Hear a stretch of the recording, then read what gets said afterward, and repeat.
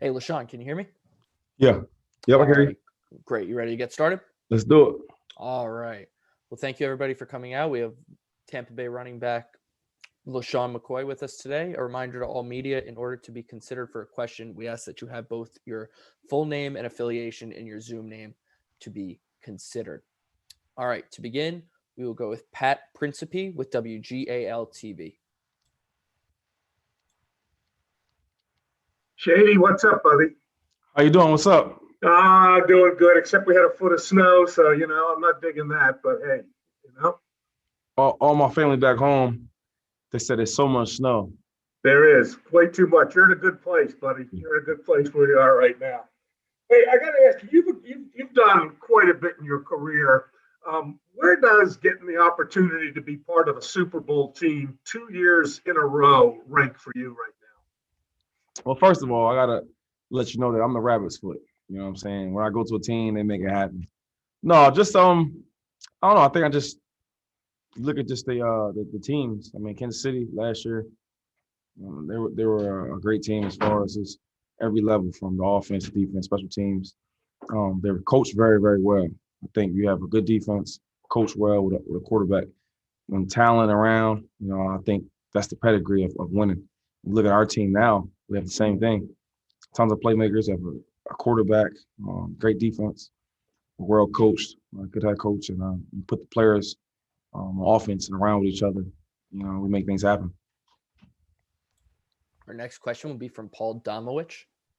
Paul Donald. Hey, Paul. Long time no talk to How you. about to say that right? It's been a while, huh? Congratulations on making it back to this game the second year in a row. Have you made any decisions beyond Sunday as far as your life? I mean, I always think about this all the time, especially now, just how my career has been, from like being a guy and a franchise player to now being older and asked to do different things for my role. But then you look at the winning. If I could help the young guys out and we're winning and I'm back in a championship game, Super Bowl, things like that, it make it hard to make that decision, to call it quits. So I always ask myself that. And then this other part was like, all right, I'm sure I can go to any team, be the second or third down running back. I could beat them guys out, be the third back. I mean, I think about that, playing longer. It's a hard question. I talked to Frank Gore a lot. He's one of my guys who I talked about different things like that. So it's up in the air. I mean, if I get 2 championships, I mean, with all my resume and that, it might be over, but you never know. So I think I'll just take it every day, and I'll kind of revisit that when the time presents itself. Our next question will be from Jaron May. Hey, LeSean, how you doing today? What's up? I'm doing good. I'm looking good in this white. Feeling good. Had a walk today. Yeah, there you go. Yeah, you're rocking it. Not bad. All right. So I want to take you back to your college days real quick. I work for Syracuse University. Syracuse. Yeah, there you go. So number one, my question is, and it's kind of a two-parter. First one is, what kind of memories do you have playing against Syracuse? Because you had 2 really good performances against them. And then the second part to it is, what kind of memories and where would you rank playing in the Carrier Dome in all the different venues that you've played throughout your career? I'll answer the second one first. It was actually in the Carrier Dome. It was actually pretty cool. It gets loud. Just kind of the atmosphere. It takes you into like a different environment. Fans are loud and there's a lot of space. And one thing about the Syracuse, what people don't know, I mean, despite like the records or not having as many good years as they had in the past, they always play physical. They always had NFL players. I mean, I remember playing them guys. They had about 3, 4, 5, draft picks that year. I only had 2 years at Pitt. But the time I was there, they were loaded. Actually, Arthur Jones, we always, make jokes about how they always had some good players, but they couldn't win. So that's probably one of the toughest teams, I would say, in the Big East when I was there, despite the records, but just the physical talent and the NFL prospects they had, they were pretty tough. Our next question will be from Courtney Smith. Hi, LeSean. Hi, Courtney. So I know this summer we've had these Black Lives Matter protests, Yeah. and there was a lot of music that came out this summer, but all through history, there's always been protest songs. I was wondering if there's any artist or any songs in particular that really motivated you during that time. It can be throwback songs, it could be current songs, or if there's anything that you and your teammates or your friends were listening to then that just really helped push y'all and help spark this movement even more. I think just bigger than just the songs. A lot of my teammates, black and white, we always talked about how like a lot of people are stepping out and protesting. A lot of people are making light of it, more awareness. It really kind of stuck to us just how many entertainers, how many ball players. You know, it's rare that everybody comes together, in a peaceful way, to make a statement. And I think the biggest thing that touched us, because there's times we've been in the locker room talking about it. Like, not only are these things wrong, they're what they're doing to us, but it was great to see how everybody came together to rally together, to speak out, making plans. How can we affect the communities? How can we make our environments better? What messages can we get to the people to show more awareness? That's probably the biggest songs I could think of. And something I could teach my son, like, hey, when there's something not going right, things are wrong, these are the ways that you protest in peace. And that was pretty cool to see. It really was. Our next question will be from Zach Berman. Hey, LeSean, if you think back to the summer when you were picking where to go, how close was that decision between the Bucks and the Eagles, and what swayed it one way or the other? I mean, Eagles is always something special to me. Just like my roots is there. It's kind of like the hometown and all my family. A lot of my friends are still there. Mr. Laurie and Howie, all them guys are special to me. I think like your first team, I was the first team. I was like the franchise guy from the Buffalo. So I was always open to going there. I remember my last couple of years in Buffalo when I wasn't sure if we were rebuilding or not, and it seemed like it. And I remember trying to get traded back there. And the Bills, they didn't trade me. They wouldn't trade me, but there was a lot of talk about it. So this year, I had a lot of talks with the Eagles, and it was close. My heart belongs there, so it definitely was close. And they were kind of hesitant, not as bringing me back, but just the timing. And I was like, do I go back home? Do I wait a little bit, go back home, or do I go now with the Bucks? Because the Bucks, they're putting all their pieces together. They need a veteran in the room. They need a guy that they can count on. So I was like, do I take the deal now with Bucks? Because they weren't going to wait too long. And I figured it'd be their best move. Knowing Tom Brady, being really tight with Gronk, and all the guys they have. I mean, from Mike to Chris, knowing that defense, being with Todd Bowles in the past, knowing what type of defensive coach he is, it just made sense. I thought that was my best chance to get a Super Bowl. When I retire, I would definitely want to retire Eagle. I'm the all-time leading franchise rusher over there. 25 hasn't touched the field since I left, that jersey number. So that's always like a dream. And that was tough for me, but I think the Bucks was the best decision. And BA actually being a Pennsylvania guy, growing up in York. So it just made sense. It was the right timing. We'll go to Joey Knight. Shady, correct me if I'm wrong. It seems like you've kind of embraced the role of being the elder statesman and the mentor in the room. Is that something that you kind of took on begrudgingly at first, or did you like it? Were you a natural at it? Well, I kind of grew into it in Kansas City. I started out, learning the offense, and then I eventually became the starter. I got kind of banged up. I missed a game or so, and then the backup running back started playing well. Williams took off, so they decided to go with the younger guy. So that was tough at first, But over there, it's like you got to check your ego. I mean, they have so many good offensive players. So that kind of was like the stepping stone. So then I was like, okay, well, if I'm not starting, I'm not playing. How can I affect the game? And the best way I could do that was help the guys, from my experience, knowing where the reads should go, where the ball should go, how to become a better player. And I put that in me into them. Then as I got here, my role was different. In the beginning, I was going to be the backup guy, do the passing, third downs, and be the backup to Rojo.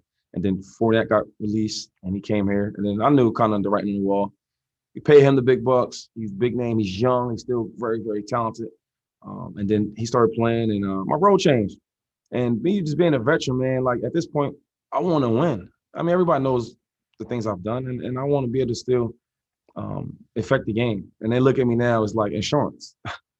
If one of the guys gets banged up or they need a blow, they can count on me to go in there and to, replace them and not miss a beat, and that's cool with me because I love them guys, man. It was like they always give me all these stories about how they've been playing the video game with me when they were in high school and watching my tapes and the highlights. So it all works together, and I get joy out of that. I get joy out of helping them out, so the role has changed for me, but the goal hasn't. The goal is to win a championship. I want to be part of that. And any way I can affect the game, by helping the guys in my room. There's time for time they'll come to me to get the guys, teach them this or help them understand that. And I do it with no hesitation, and that's the role. And I accept it. And I know like a lot of teams, if I don't sign back here or if I continue to play, I know teams will want that, a guy in the dressing room to help me out. I think that when I was the guy, I wish I had that. I had Brian Westbrook, but he was hurt and he left the next year. So I never really had a veteran guy to teach me. It was always learn on the run, so it's okay. Our next question will be from Dave Burkett. Hey, LeSean, appreciate your time. I'm coming to you from up here in Detroit, where Anthony Lynn is the new offensive coordinator. They got two of my guys up there, yeah. Yeah. Well, in particular, I was hoping you could shed a little bit of light on, what Anthony's going to be like as a play caller, what to expect from his offense, and then you obviously had a really good year. I think you guys led the NFL in rushing the 1 year he was calling plays. That's right. What he meant to you at that stage of your career too. Oh, I love Coach Lynn. I really do. He's the type of guy that he's going to teach discipline. The guys will be very, very disciplined. They won't make a lot of mistakes. They'll be mentally sharp. I think they will run the ball very well. He's very creative, getting the ball in space. They have a really, really good running back there now with Swift, who I'm a big fan of. They'll get him the ball in the perimeter, mix it up inside, outside. They'll do a lot of different things. I think that from what they did in the past, I think their offense will be pretty good. I really do. And also, Deuce Staley's there too, right? Is that correct? Deuce Staley is over there. Is that correct? His line is muted, but we can double check. But I think Deuce is there. I think Deuce is there also, and he'll demand a lot of respect from his running backs, and he's one of the only coaches I've ever had that got the best out of me. And I think this mixture of Coach Lynn and Deuce. I'm gonna do some damage. I'm excited for him. I really am. I'm gonna text him later on just to congratulate him. I've been busy, but I like the mixture of them guys together. We'll go to Andrew Gamble.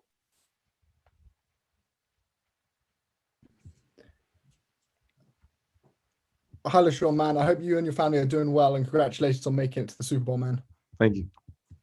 There have been comparisons between Tom Brady and LeBron James because they're both sort of serial winners. With all the quality veterans on your roster that have all come together and played their role during this run, do you see any similarities between this Bucks roster and the Lakers team that won last season?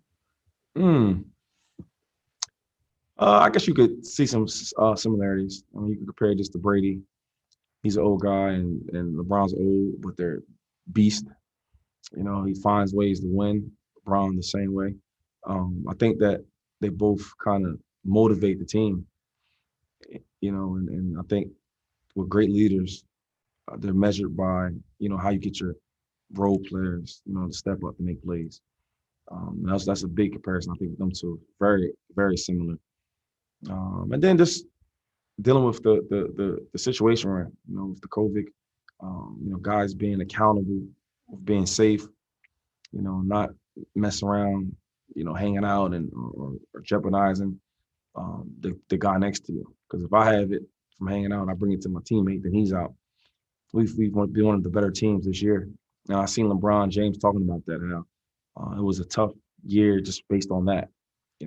Guys being in the bubble and still trying to compete at a high level. So I see some similarities between the teams. I think we both were on the spot where people didn't think we would get there. I remember before they were saying the same thing about the Lakers, despite getting him and AD. So then having some veteran guys in there helping out the same way we have here. So I see some similarities. Our next question will be from Chris Emma. LeSean, you were with Coach Reed at the beginning of your career. You were with him last year in Kansas City.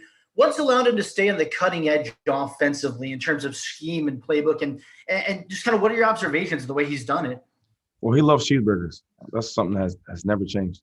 But no, he's the same. The difference is, I think, from when I had him when I was a 20-year-old kid to last year, is he actually calls the plays. He didn't call the plays when I was there the first time around.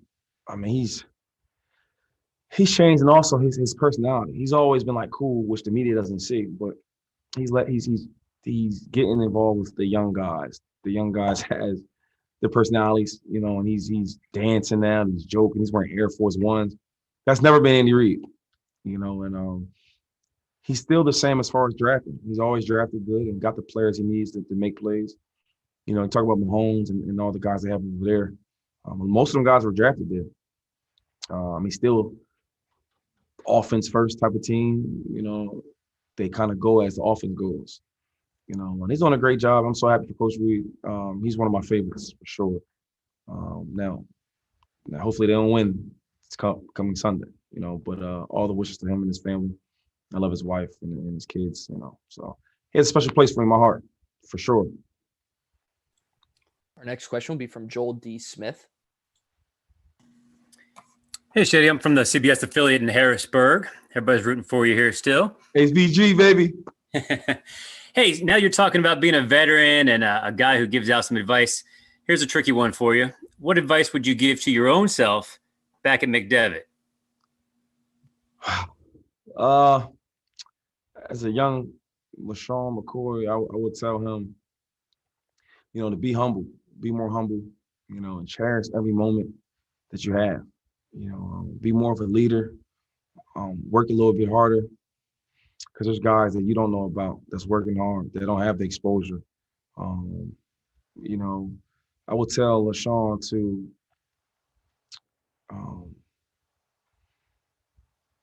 to love the game all the time, no matter up and downs. I would tell LeSean to finally work extremely hard, no matter how much success you have, or how good you are. Work even harder. Those are things I would probably give to him. Other than that, I did pretty good. But the other parts and things I said, I would tell him that. Hopefully he would listen. We'll go over to DJ Siddiqui.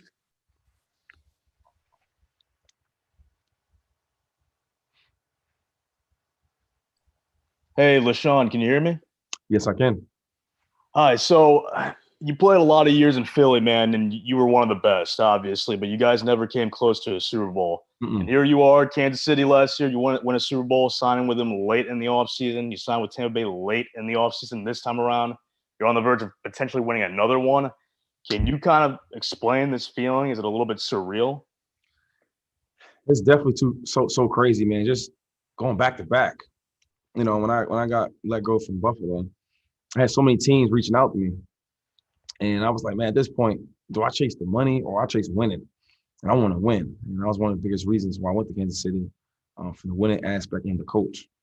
This year, after getting the Super Bowl, I was asking myself, am I done? Do I still want to play? The hunger's still there. I want to compete.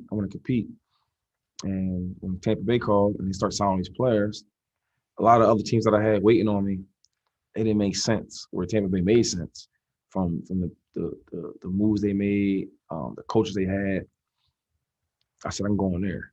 And now the ultimate goal was to win a championship. Now that is a reality, So as I sit back and think about my decision making, it really worked out. The way we planned it is actually how I was going. So that was kind of pretty cool. We'll go to Kenny Morales. Hey, what's up, LeSean? How you doing? Good, good. How about yourself? I'm good, man. I'm good. Hey, a quick question for you. I know you played under a bunch of different coaching staffs throughout your career. The Bucks, they made headlines for these past 2 years, just having one of the most diverse staffs in all of football. I think the first NFL team to make the Super Bowl with 3 black coaches at the main coordinator positions. What's it been like for you as a guy that's played under so many different staffs to play under a staff this diverse? I know Bruce said it's been very beneficial in terms of teaching players. I wonder what it's like for the players to learn from such, different outputs. It really is. It makes you more comfortable. But I've been blessed because in Philadelphia, Andy Reid's like that. Very diverse. Even now with the Chiefs, they have some coordinators and some coaches. It's mixed up a little bit, diverse. But it makes you comfortable. It really does, man. Like, sometimes when everything's going on, especially in the world right now, and only so many tragic incidents that's going on, to have a black or white coach where we can sit down and talk to them, how they see it, how we see it, to kind of get a common understanding. And I think when you share a brotherhood, when coaches and players, it's better when you can talk about it and the other person's not judgmental and can understand. So a lot of things what Coach Ayers was talking about as far as the teaching part of it, I think that really shows the tremendous growth we have here, where we can ask our coach if he's black or white, because it's more comfortable for the players. And then also, man, like, I remember like sometimes when I was a young rookie, you didn't really see a lot of black coaches in power as far as the head coach or the coordinators. Most of the coaches were white that had them jobs. Now, guys that play football that want to become a head coach one day or office coordinator, it's reality. I mean, because you see it. You're there every day, and you see B in there. Left coach, left coach. You see him in there, and Ty Bowles. So it makes things surreal. It makes things, feel like there's a chance. Our next question will be from Eric Wilson. Shady, what's going on? Shout out to the 717-223, man. How are you? That's right, 717, baby. How you doing? I'm all right. Man, so you said a lot earlier. Deuce Staley, Brian Westbrook, LeSean McCoy. When you think of running backs, especially in Philly, those are the 3 names that come to mind. But talk to me about your journey, man, because now you are here, and it just seems like for everything that could have, should have, would have happened in Philadelphia is now happening for you, both in Kansas City and now in Tampa Bay. Yeah. I mean, it's different. I do wish that if I could have had a championship, I wish it had been when I was an Eagle. I started there, and it means more to me as far as like my hometown being an hour away, being drafted there. A lot of my friends when I got in the league are still my friends. To have to share that with them, with the differences like I built in a bond here and last year with new guys. Now I knew a lot of them dudes from like commercials and like Pro Bowls, but it's a difference. It's definitely a difference. But also I look at my career and I feel like I sacrificed so much when I was the guy and I was rolling, and I didn't get them accolades. I didn't get them the championships, like I wanted to. And I feel like now it's paying off. Like you did all the hard work then, now you're starting to receive the rewards. And that's how I really look at it. So when I'm done, I have 2 rings on my finger, man. I can look back at the things I did to get here. And that's how I play it out in my mind. We'll go to Martin Frank. Hey, LeSean, how's it going? How you doing? It's going good so far. All right. Hey, I wanted to ask you another Eagles-related question. I know, Miles Sanders obviously has spoken pretty highly of you, saying you're one of the guys, he's always looked up to and everything. And I was just wondering how aware you are of him and what he's doing and where do you see his future going? Thanks. I think he'll be the next franchise back for the Eagles. I really do. I think Miles is really, really good. People try to compare us. I think we're a lot different. He's a lot faster than I was. I think when I watch him play, I think he's a lot faster than I was at my top speed. I think he has a nice size. I think he's bigger than what people give him credit for, and he runs a lot tougher than what people give him credit for. I watched the growth from last year to this year. He's actually become a better blocker, and he's becoming more of a complete running back, 3-down back. So I look forward to him taking over the franchise, and I look forward to him being a guy in Philly. I think whatever how they sort out the quarterback situation, it looks like it's still going to be Wentz, but I think that he'll be a big help. If they can kind of go through him and let him lead. He has a big upside. I really do. Bright career ahead of him. We have time for a couple more. We'll go to Blair Toadette. Hi. So you've talked about the diversity and the coaching staff already a little bit, but I wanted to ask what it's been like to have women in the coaching staff, because that is also really rare. You've never seen 2 women on a coaching staff, especially that's going to a Super Bowl. So how, as a player, has that influenced you? And then also, you have the nickname Shady. You've had that for a long time. Do you feel like that still applies? How do you feel about it? No. This Shady nickname is way gone. Just people call me that just because it's the name that they know of. But nah, I'm way different. It started when I was a baby. My mom said I was always shady, so I just carried over to like friends, teachers, that type of thing, coaches. And then just having females, I think, in the building, because like they may chase dreams when they were kids to be a coach or play football. And they're living it out. And I think it's so cool and unique that the NFL is giving the opportunity. They're very good, very successful so far. And I've been used to it because in Buffalo, we had the female part of the game where they were becoming coaches. And they're damn good. I think the one thing about having a female coaches around, the narrative is okay, they're letting females do it. But in the females' minds, like, all right, I gotta prove that I belong. So they train extra hard. They're doing the overtime, and it makes their craft better. So not only are they allowing females to be coaches, but they're qualified. And they're doing a great job. So I'm all for it, man. I think it's really good for our league. We'll go to Alex Secchia. Hey, Shady, can you hear me? I can hear you clear. How you doing, man? So yesterday Patrick was asked about how he compares himself to Tom Brady being the young GOAT and Tom Brady being the older GOAT, and you being on both sides of the field with these guys playing on Kansas City last year and Tampa Bay this year, as a standing outside the source looking in. Well, how would you compare Patrick Mahomes to Tom Brady? I'm a huge Kobe Bryant and Michael Jordan fan, and that's the best way I can look at it. You look at a guy like Brady, who's like Jordan, established, older. He don't air Jordan dunk no more, but he's beating with the fadeaway. I think of Pat as the young Kobe. Like, he's coming. The league's aware of him, making plays.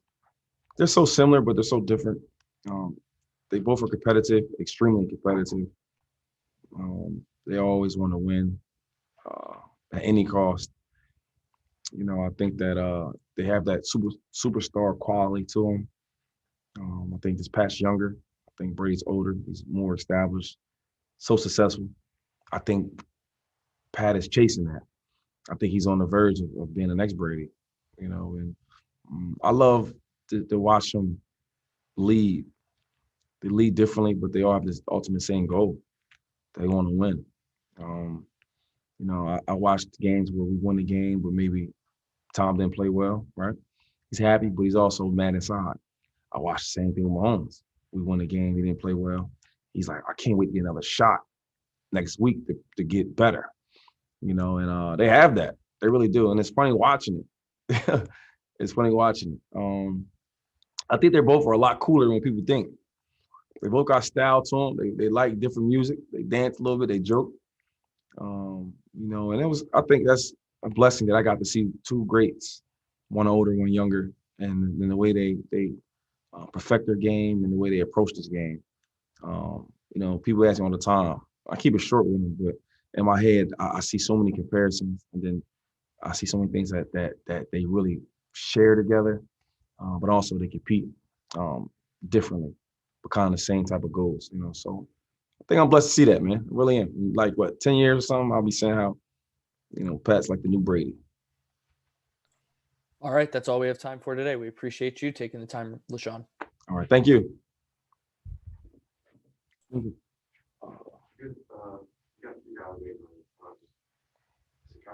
Oh, I take this test. Hey, take this picture from real quick. What's that? Take this picture from real quick. Look good in white shit. Mm-hmm. Want me to take it? You take this. You take this. Right? This. Let me take the screen. Like this? Yeah. Let's take this. Okay. 1, 2, 3. But I was talking about the screen. Like this right here.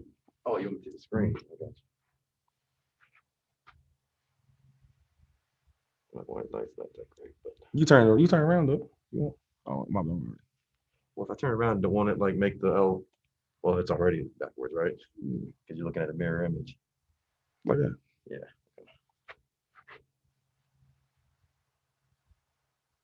There you go.